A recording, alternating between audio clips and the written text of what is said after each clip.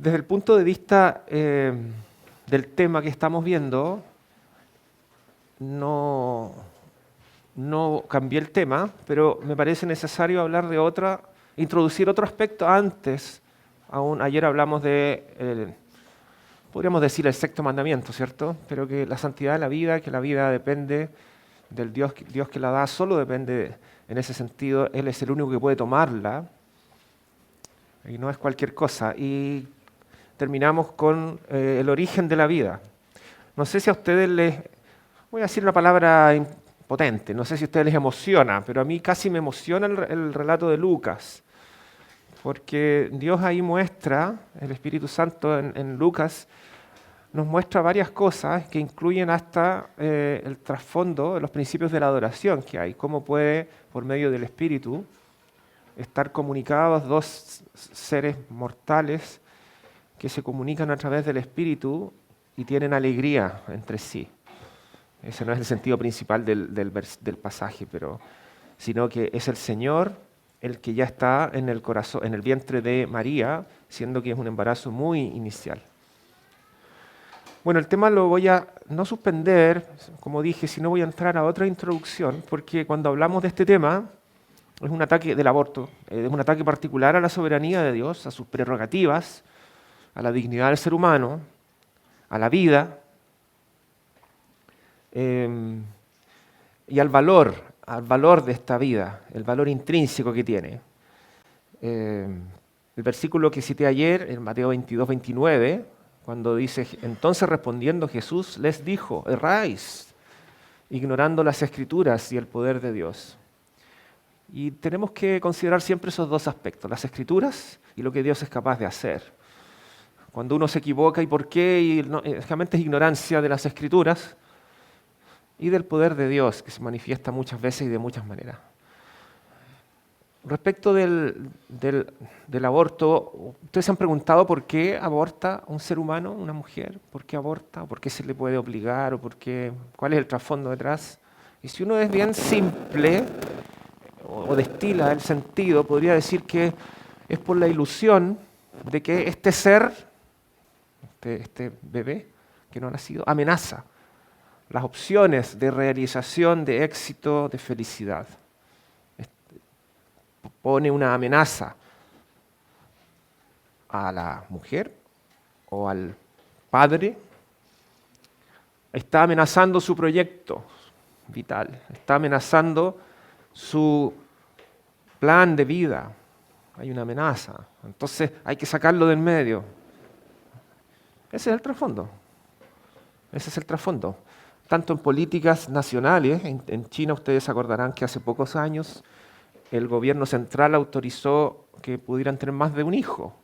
Por décadas tuvieron un hijo máximo en China, las familias. No podían tener más de un hijo. Y claro, se dieron cuenta de que a esa tasa de natalidad y todo estaba solamente envejeciendo la población y después no iban a tener mano de obra ni profesionales ni nada. Entonces la pirámide poblacional estaba yéndose hacia las personas mayores cada vez más. Ya sea en eso, ahí el gobierno central veía un riesgo, una amenaza. Siempre es una amenaza de algo. Y si uno va al fondo es la amenaza de que yo no puedo no ser feliz con esto, con este bebé. Y se despersonaliza, entonces se autojustifican muchas cosas.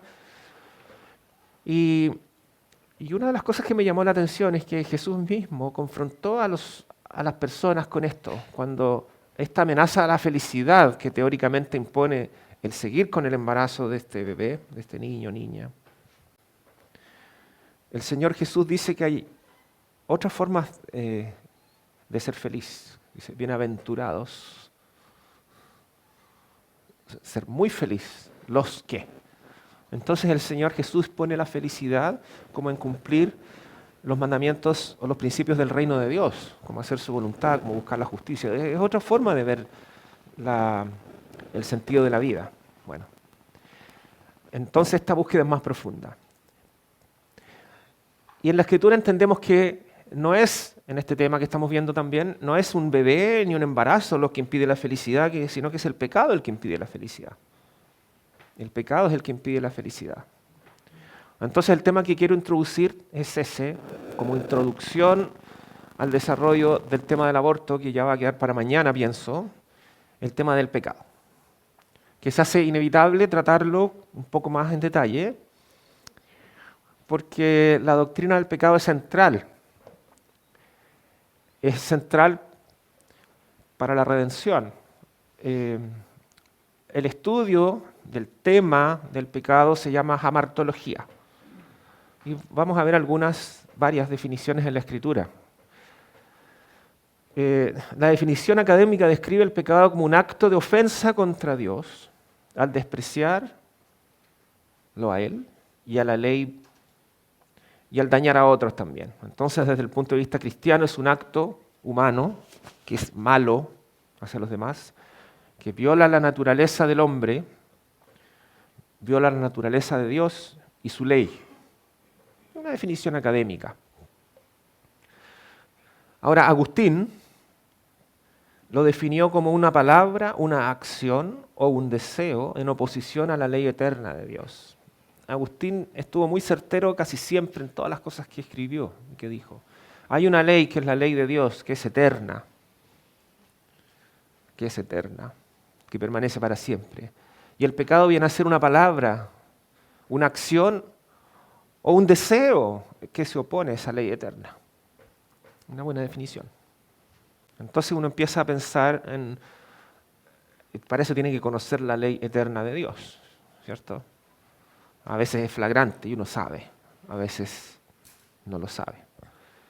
Desde la perspectiva de Pablo, en el Nuevo Testamento el pecado es tratado explícitamente como una potestad, como un poder. Como un hermano después de una reunión me dijo una vez, es como una fuerza. Sí, Pablo lo trata así. Para Pablo el pecado no es una colección de faltas, sino es un poder dominante. Hay otro poder dominante para Pablo, que es la muerte. Reinó la muerte, es un soberano, es un rey. Reinó el pecado, es un rey que reina. Es una potestad. Bueno. Es un agente activo hacia el mal. Es algo que no es tan sencillo como decir, yo me acuerdo en una escuela dominical en Talca había una visita y se le pidió que tomara la clase de niños. Entonces tomó una pizarra, dibujó una línea al medio y puso niños, niñas. Y hizo algo que yo nunca había visto y nunca lo volveré a ver. Y dijo, ¿cuántos pecados comete un niño al día y cuántos una niña? Digamos que en la mañana, y empezó así. Entonces una cosa absolutamente burda encontré yo. Pero en ese momento me pareció rara, pero ahora la encuentro absolutamente desubicada. Porque no es, entonces eran más pecadores, según él, los niños que las niñas, porque dijo, las niñas 4, los hombres pongámonos 5, en la mañana. En la tarde 5 y los hombres 7. Y así, una cosa así tan, como que se pudiera medir, ¿cierto? Como que se pudiera medir. Y Pablo nos deja claro que el pecado es una potestad que domina al hombre. No es el número, entonces no es alguien más pecador que otro. También escuché a un hermano, querido hermano. ¿Por qué digo estas cosas? Porque me parece que es un buen lugar para hablar de esto. En que pensaba, no sé si ustedes se han hecho esta pregunta, yo la hice en algún campamento, creo, hace 4 o 5 años, creo. Una pregunta que surge del análisis, llamémosle concreto, de la muerte de Cristo. ¿Cómo puede ser posible de que el Señor Jesús en tan solo 3 horas paga todos los pecados de la humanidad, del pasado, del presente y de los hombres que venían después de Él? ¿Alguna vez alguien se hizo esa pregunta? ¿Cómo es posible que en estas 3 horas Entonces, incorrectamente, yo creo, este hermano querido dijo, lo que pasa es que para Dios 1000 años es como un día y un día como 1000 años. Entonces, en esas 3 horas, Dios condensó los años antes. Esa no es la respuesta. Esa no es la respuesta. ¿Quién sabe cuál es la respuesta? La respuesta es que no es el tiempo, es la muerte, la característica, la suficiencia, la perfección de quién es el que murió por los pecados. Si su muerte, y ya lo vimos hace años acá, si su muerte hubiera sido en un minuto, pero Dios quiso que fuera evidente a todos, hubo sufrimiento y tiene que ver el tema con la cruz de Cristo, pero no es el tiempo, sino quién fue el que se presentó por nosotros. La infinitud del Hijo de Dios, sus perfecciones. Él es la ofrenda perfecta y Dios es satisfecha su ira, las demandas de la justicia hacia el pecado. Son plenamente y se sobrepasa. No es que queda corto, que alcanzó, ni que no es en cantidad, no se cuantifica. No se puede cuantificar. Es tan suficiente la obra de Cristo porque Él es el Cordero del sacrificio. Él es. Por eso no podía ser otro. Entonces, cuando hablamos del pecado, tenemos que entender varias cosas. Ahora, este agente hacia el mal, hay algunas palabras y esas son las que quiero ver ahora en la mañana. La primera palabra que se ocupa, no la primera cronológicamente, pero una de las palabras es parábasis, que la palabra significa infracción a la ley de Dios, transgresión a la ley de Dios. Es decir, transgredir la ley. La ley dice esto y se transgrede. Se traduce transgresión, parábasis. En Romanos se usa mucho esta palabra para referirse a lo que hizo Adán al violar el único mandamiento que Dios le había dado. No obstante, reinó la muerte desde Adán hasta Moisés, aún en los que pecaron, ahí hay otra palabra que la voy a decir más adelante, a la manera de la transgresión de Adán. ¿Cómo transgredió la ley Adán? No comerás y comió. El disco pare, no paro. La luz roja, paso nomás.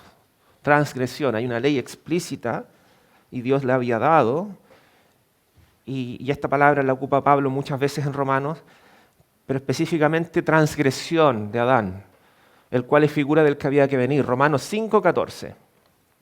En este sentido, entonces, ¿qué es pecado? Dice uno, hagamos una bajada, esto que me dicen de potestad, de esta fuerza o casi una energía que me lleva hacia el mal, sí. Pero hay una palabra que nos dice, bueno, vamos desglosando, parábasis. De paso, en estos versículos, Pablo a veces ocupa muchas palabras que las vamos a ver también. En este sentido, entonces, pecado primero es transgredir la ley de Dios. Transgredir la ley de Dios. Transgredir la ley. La ley dice esto, se transgrede la ley.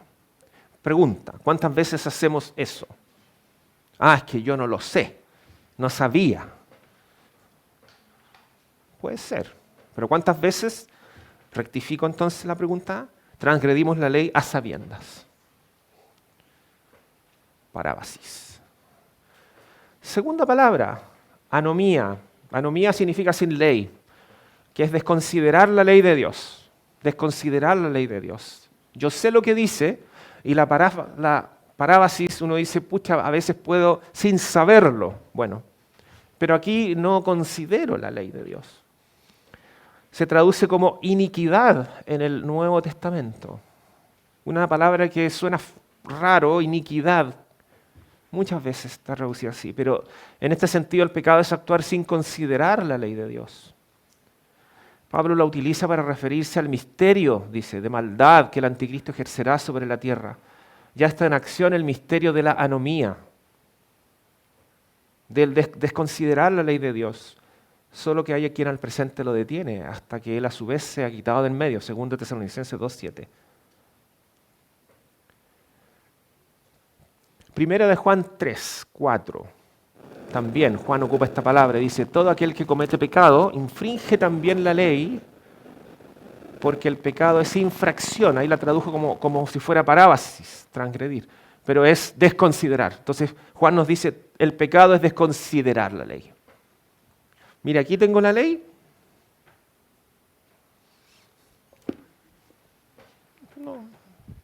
No me parece. No me parece. Tercera palabra, hamartía. Yo hace un año hablé de esto en los alerces, me acuerdo. Y dije lo mismo que voy a decir ahora. Yo siempre escuché en conferencias, siempre que se hablaba del tema del pecado, esta definición como que era la única. Errar el blanco. Y nunca me hizo sentido. Errar el blanco. Soy arquero. ¿Qué soy? Errar el blanco. No me hacía sentido. Pienso que a alguno le puede pasar porque el sentido nos lo hace el conjunto de palabras. Pero esta es muy importante. El Señor Jesús habló mucho de hamartía. Ahora, la explicación clásica, correcta, pero parcial de este vocablo, voy a decirlo así, el empleado con más frecuencia para describirlo significa errar el blanco y comunica las siguientes ideas. 1. Errar el blanco como un arquero errático que tira una flecha pero se equivoca. De igual manera el pecado yerra el blanco. Pero no sé si a ustedes les pasa, pero no me es tan tangible, ¿cierto? No es tan fácil tomar esa... Esto es el pecado, yo insisto, y no quiero que piensen que critico, al contrario. Me encantaba la conferencia y siempre aprendí demasiado poco de lo que podría haber aprendido, considero. Pero nunca, ya uno no va a decir nunca ni siempre, pero casi nunca, escuché otra forma de hablar del pecado. El pecado es errar el blanco. Y ahí está, ahí llegaba, pum, era un muro. No puedo entender esto, cómo es la bajada hacia mi vida, errar el blanco. Voy caminando por la calle y choco, no, o sea, buscándole forma. Bueno, pero la idea es errar el blanco. De la misma manera, el pecado yerra el verdadero blanco u objetivo de la existencia. Un poco ya puedo empezar a comprender algo. Errar el blanco es decir, no estar haciendo lo que Dios quiere que yo haga. Estoy equivocando el camino.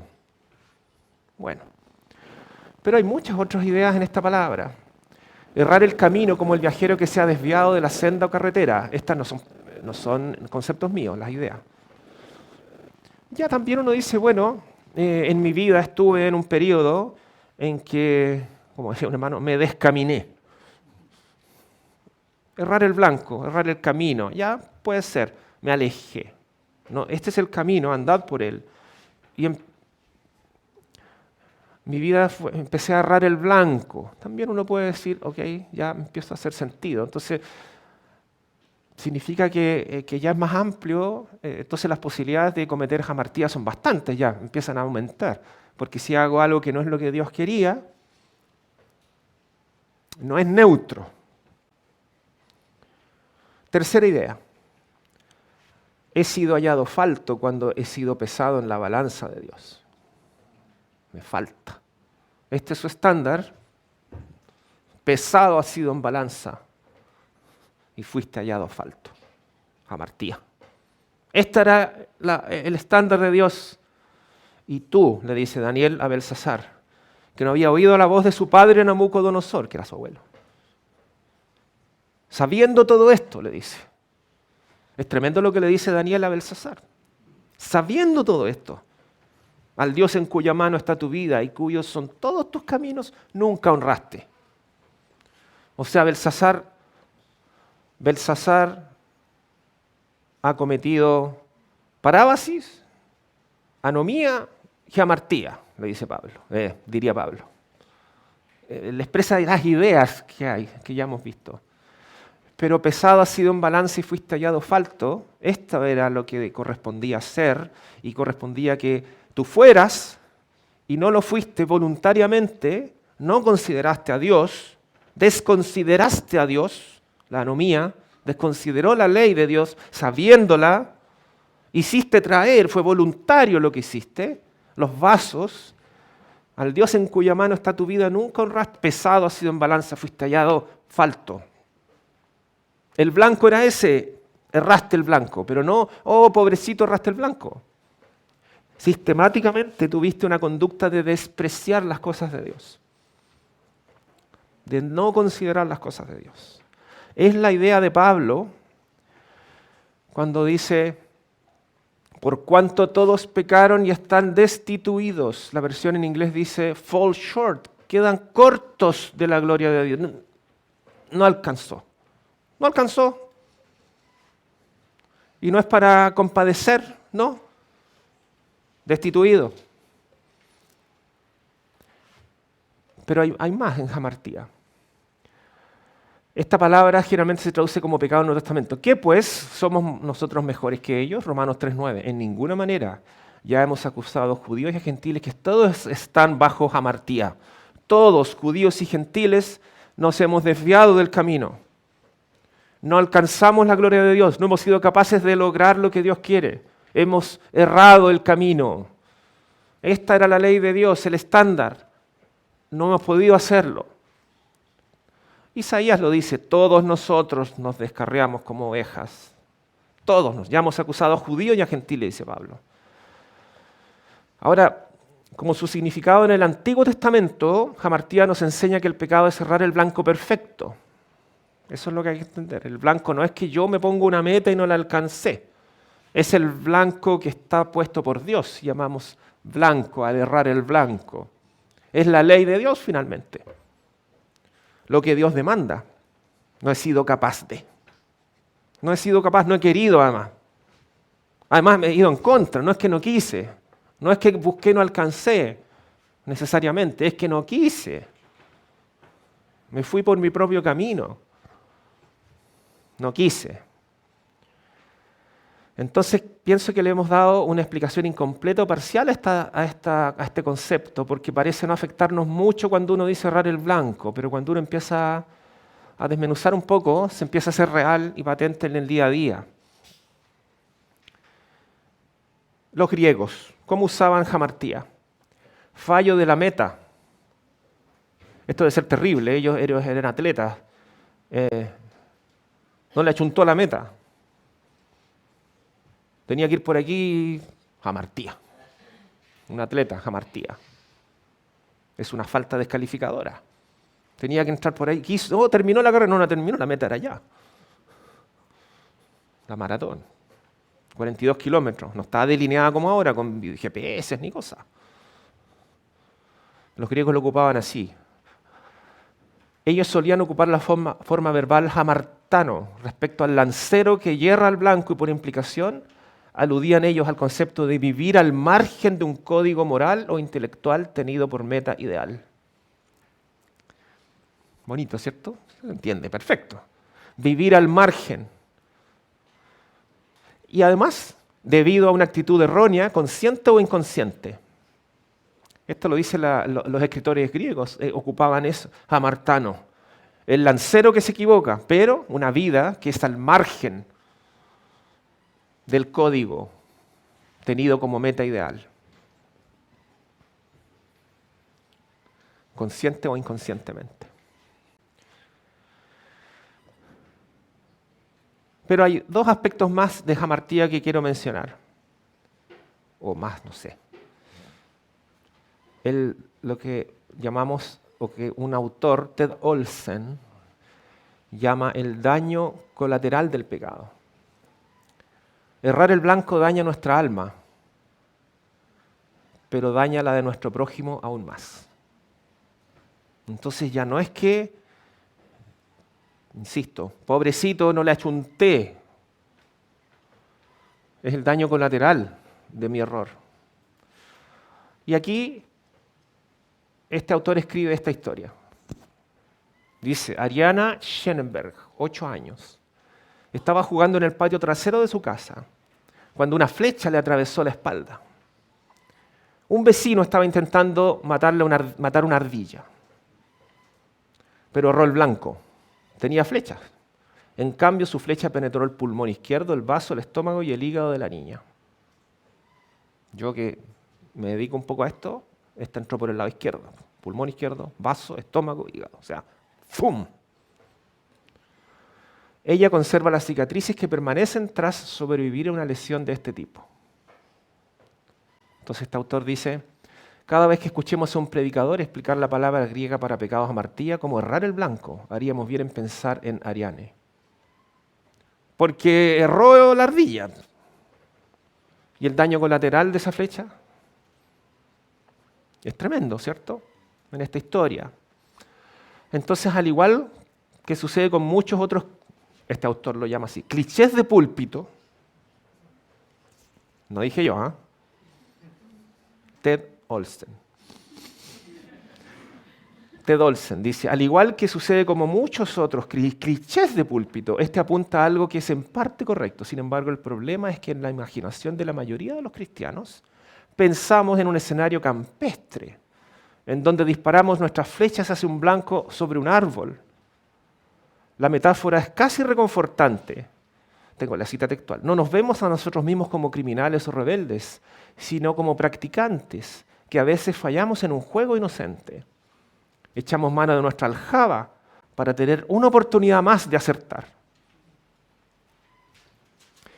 Pero resulta que el daño colateral de mí errar el blanco es tremendo. Puede ser tremendo. Puede ser enorme y lo es, porque el pecado, la paga, el salario, ¿qué es? Muerte. Y yo quiero que no nos circunscribamos a esto como ya lo leí, a las consecuencias hacia mí, sino hacia los otros. El daño colateral del pecado. El daño colateral de que mi flecha. Y más aún, me acuerdo cuando mi hermano Salvador me hizo un alcance respecto de esto, lo puse después, pero lo voy a decir ahora, es que nosotros también andamos por la vida tirando flechas lejos del blanco. No es que el blanco, sino que de repente uno, ¡fum! Sí, ¿cierto? Entonces lanzamos flechas, falló. Espérate, otra más. Pero a veces, ¡pum, tío Juan! ¡Ta! No, eso. Herimos a nuestros semejantes, o sea, es errar el blanco consciente y voluntario. Entonces hamartía deja de ser, me equivoqué.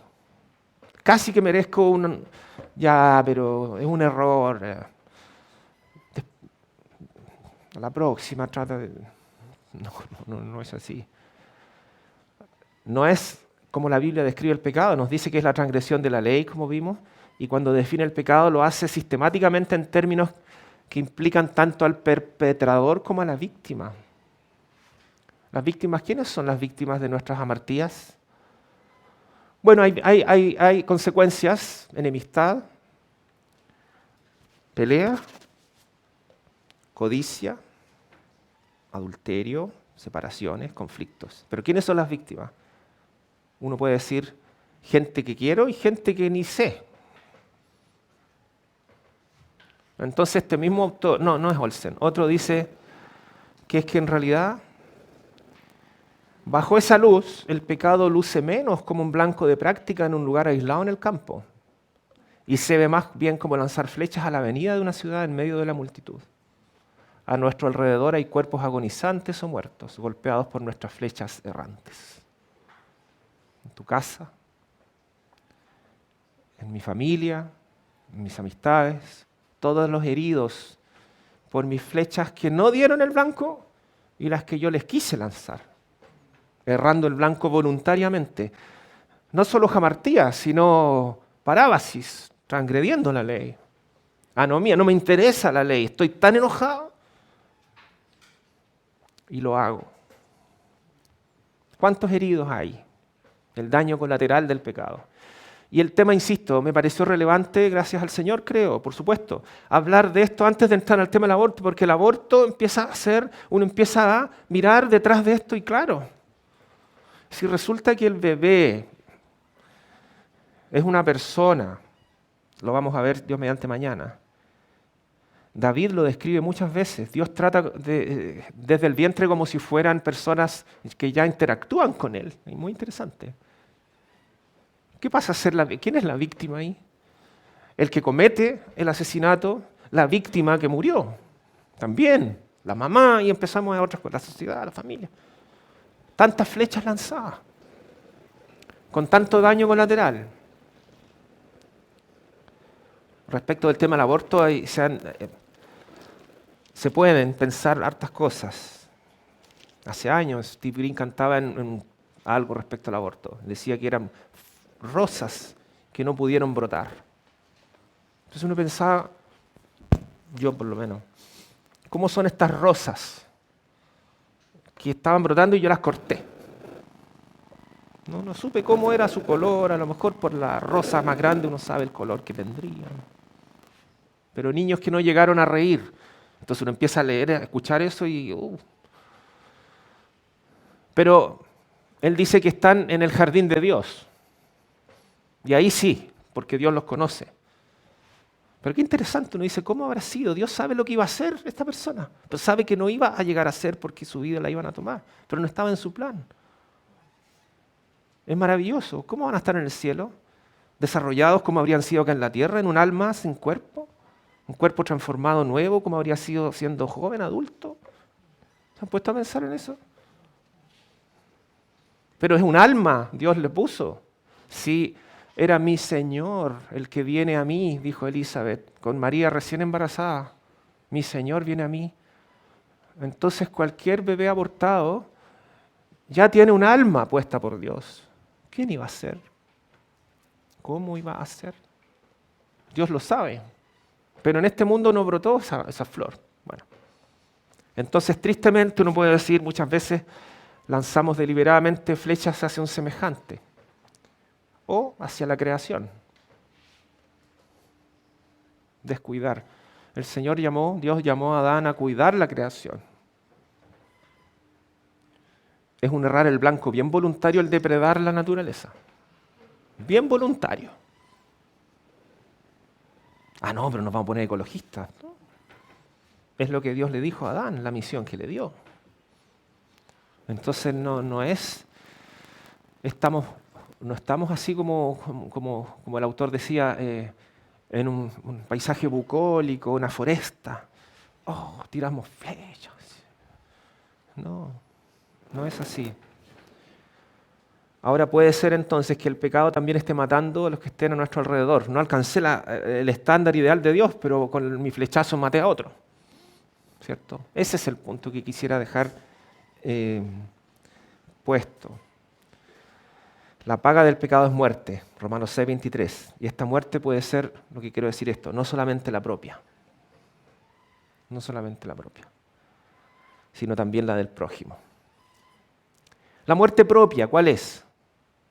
Me equivoqué, un error, lo pagaré, lo pago, estoy viviendo las consecuencias.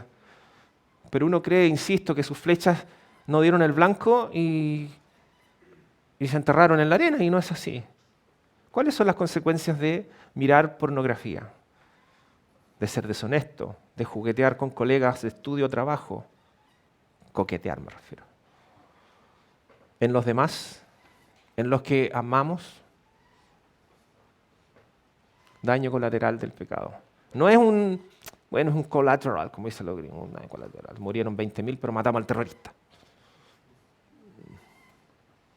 No es así tampoco, no mueren 20.000 y matan a un terrorista, pero bajas civiles. Se ve siempre en la guerra. El colateral, el daño colateral. Bueno, entonces ¿realmente creemos que nuestro pecado está dañando a otras personas? Debiéramos creerlo, porque la Escritura lo enseña. Lo enseña. Nuestras acciones pueden herir a la gente. Entonces cuando usted, un predicador, escuche usted y diga a Martí errar el blanco, piense en la flecha. Que han errado el blanco y las que yo tiro también voluntariamente lejos de lo que Dios quiere. Lejos del blanco. Iba a decir otra. Hoy terminé. No he terminado. No. Ya mañana será, pues, porque me queda Obras de la carne, Sarx. A.S. Bella, la impiedad. Quedan varias cosas. Bueno, solo decir entonces, para cerrar, que no somos víctimas. Por ser pecadores somos agentes activos del pecado. Basta de mirarnos o querer pretender mirarnos como víctimas. No. Nosotros somos agentes activos Así la muerte pasó a todos los hombres por cuanto todos pecaron. Y el Señor Jesús murió en la cruz. Él salvará a su pueblo de sus pecados. La palabra hija Martía. Y qué hermoso. Él salvará, llamará su nombre Jesús, porque Él salvará a su pueblo de sus jamartías. Pucha, tantos errores, no logro dar con... Más encima dañado. Sin pensar en que transgresión, que paraba, así que no, solo jamartía y ya tengo la escoba en mi vida. Bueno, Jesús, Él salvará a su pueblo de sus jamartías. Él salvará a su pueblo de sus pecados. Eso es su nombre. He aquí el Cordero de Dios que quita la jamartía del mundo. Mire qué tremendo. Ya, continuaremos entonces, si el Señor lo permite.